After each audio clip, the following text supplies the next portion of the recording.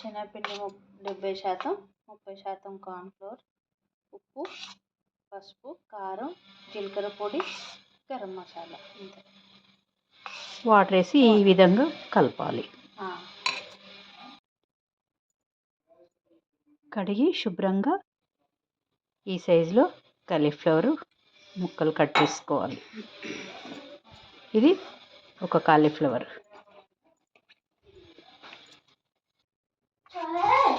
Cauliflower పకోడీలు వేసేటప్పుడు కొద్దిగా వాటర్ వేసుకోవాలి. ఇంకా ఇందులో వేడి నూనె కూడా ఒక 2 స్పూన్లు వేసి కలుపుకోవాలి. అప్పుడు ఇంకా తినే సోడా వేయాల్సిన అవసరం లేదు, బేకింగ్ సోడా అలాంటిది వాడాల్సిన అవసరం లేదు కాలీఫ్లవర్కి పకోడీలకి.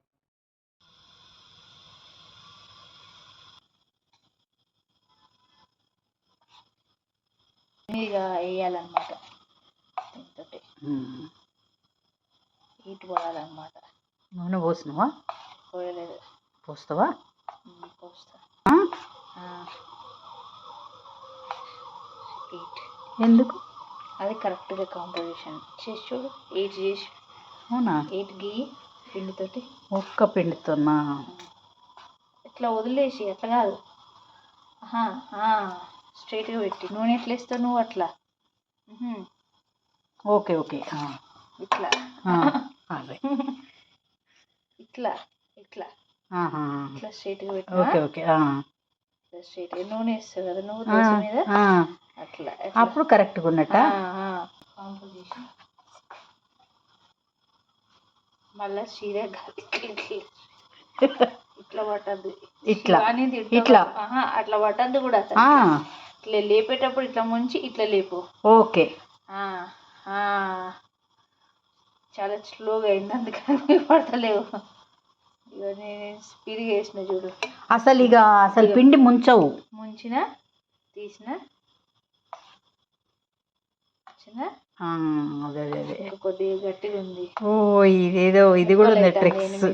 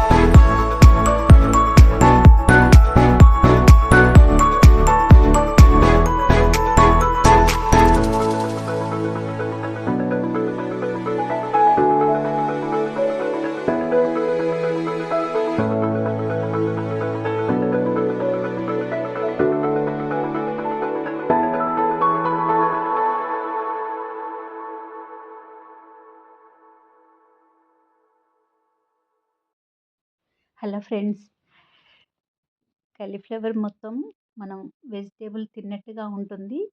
ఎంతో సాఫ్ట్గా కుక్ అయిన కాలీఫ్లవర్ ఎంతో టేస్టీగా ఉన్నాయండి. మీరు కూడా ట్రై చేసి చూడండి. ఈ రెసిపీ మీరు కూడా ఇష్టపడతారని నేను అనుకుంటున్నాను. వీడియో కనుక నచ్చితే లైక్ చేయండి, కామెంట్ ద్వారా కామెంట్ పెట్టండి. థ్యాంక్ యూ అండి. Thank you for watching.